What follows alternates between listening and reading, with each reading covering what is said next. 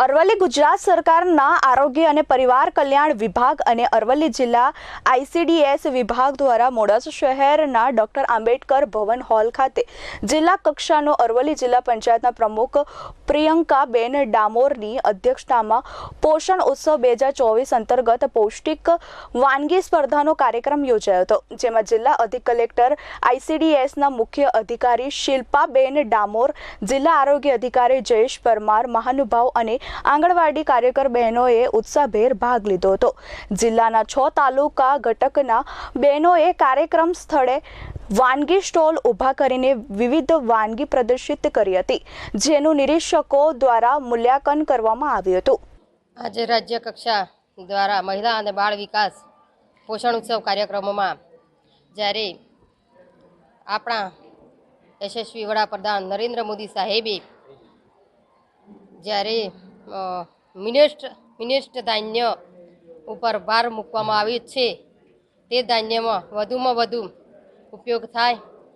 અને આપણને પૌષ્ટિક આહાર મળે, એ હેતુથી આ પૌષ્ટિક આહારનો કાર્યક્રમ ઉજવવામાં આવ્યો છે। સેજા કક્ષાએ જે પહેલો બીજો ત્રીજો નંબર હોય એ ઘટક કક્ષાએ આવ્યા અને ઘટક કક્ષાએ જે પહેલો બીજો ત્રીજો નંબર આવ્યો હોય એ જિલ્લા કક્ષાએ આવ્યા। એ રીતે ટોટલ 76 વાનગીઓ છે જે મિલેટ્સ, જે શ્રી અન્ન કહીએ છીએ, તે 4 જે બાલ શક્તિ, માતૃશક્તિ અને પૂર્ણ શક્તિમાંથી બનતી વિવિધ વાનગીઓ અને સાથે આપણા વડાપ્રધાન શ્રી દ્વારા જે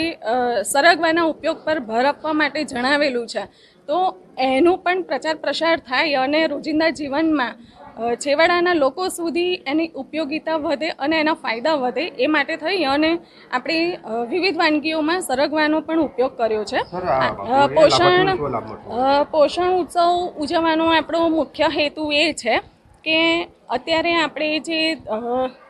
ફાસ્ટ ફૂડ તરફ જઈ રહ્યા છે, તો આપણે જોઈ રહ્યા છે કે અત્યારે ઘણા બધા રોગ પણ થઈ રહ્યા છે। તો વડાપ્રધાનશ્રીનું જે સપનું છે સ્વસ્થ ભારત, સુપોષિત ભારત, તો એના માટે થઈ અને આઈસીડીએસ જે અમારો મહિલા અને બાળ વિકાસ વિભાગ છે, તો એમાં વિવિધ પૌષ્ટિક વાનગીઓ નિદર્શન કરી અને જાગૃતતા લાવવાનો એક પ્રયાસ છે। મહેન્દ્ર પ્રસાદ, S24 ન્યૂઝ, અરવલ્લી।